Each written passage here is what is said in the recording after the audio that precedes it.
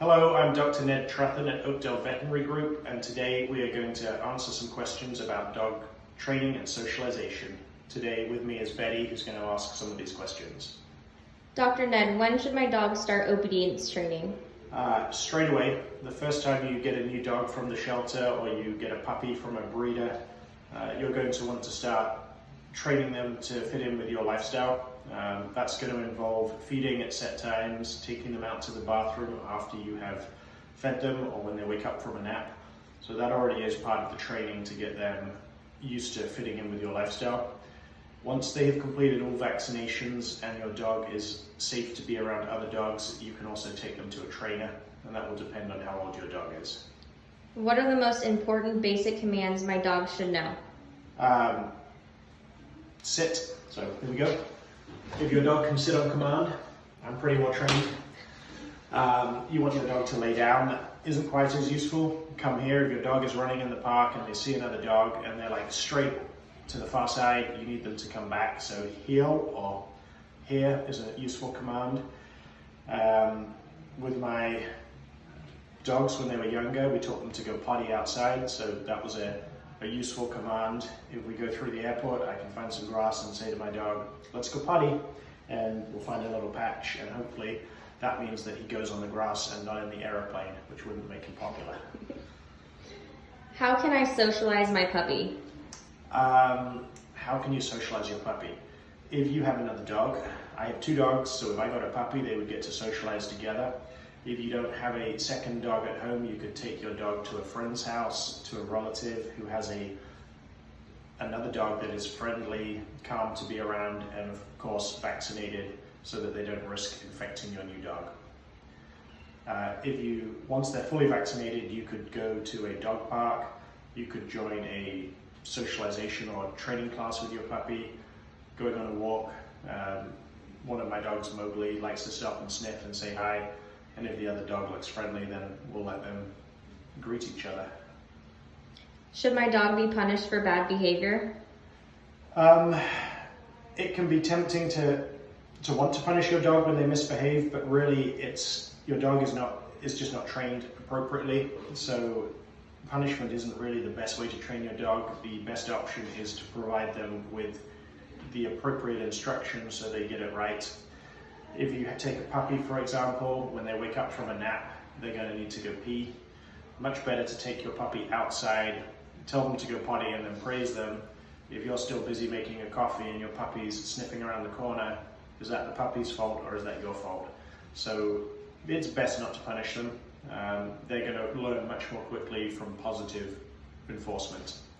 There is some training you can do with a clicker. You can train them to respond to a click or a sound, and that can be a negative stimulus for them, but it needs to be used correctly, or you can actually make it much harder for them to understand what is going on. So you should really only use more advanced techniques from a special trainer. Is my dog too old to be trained? Old dog, new tricks. It's probably much harder. As I mentioned in a previous video, the longer a dog has a negative behavior, the longer it's going to take to retrain that.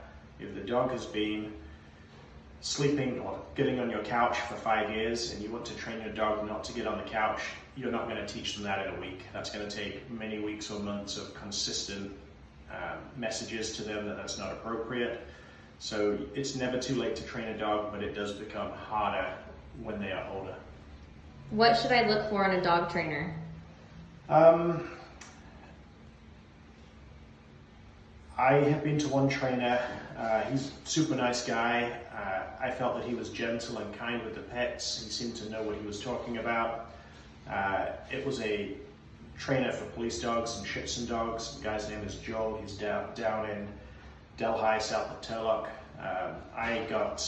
He actually came to me as a client, so I went back. It was kind of a two-way relationship, but I respected his knowledge, the way that he's trained all the different people in the class. He was very open about his training techniques. So I would say you want to see someone that isn't yanking your dog around, being aggressive with them.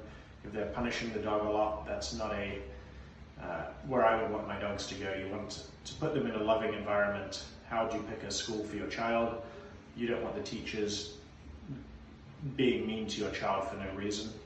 There are rules that they have to follow, but you want your dog to be in a safe environment to learn.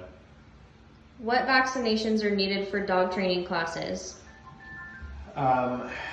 They should have all their core vaccinations. Your dog will need 4 vaccines to be safe around other dogs. The first is a rabies vaccine. Dogs can pick up rabies from wild animals or other dogs. If the dog was rabid, so rabies is a must. They can pick up parvovirus. That's the most common infection that we vaccinate for. That's part of a combo vaccination called 5-way. So we would make sure they all have the 5-way vaccine and the rabies.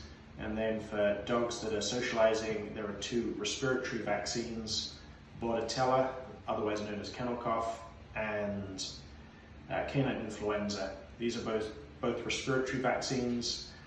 Just like social distancing for COVID, if the dog is not socially distant and they are socializing, then they need those vaccines. What is environmental enrichment and how can it help my dog's behavior? If your dog is bored, they're going to enrich themselves. If we look in this room, it's not a very exciting room, but this door handle looks pretty chewable. This trim looks nice. My in-laws dog ripped all of those things off their house. So what are you going to give your dog to keep them happy? Lots of attention, so you want to make sure that you are not leaving them alone for prolonged periods. If you can give them toys that are safe to play with, any toy that you give the dog, you should first observe the plate to make sure the dog isn't going to chew the toy to pieces and swallow bits, otherwise that could be a risk. Think of agility dogs. They have poles to weave through, tunnels to run through. You can have rope toys for tug of war. You could use a ball to throw for them or a bumper. Anything that they can play with and have fun with. Maybe a paddling ball. Great, thanks for watching guys, we'll see you soon.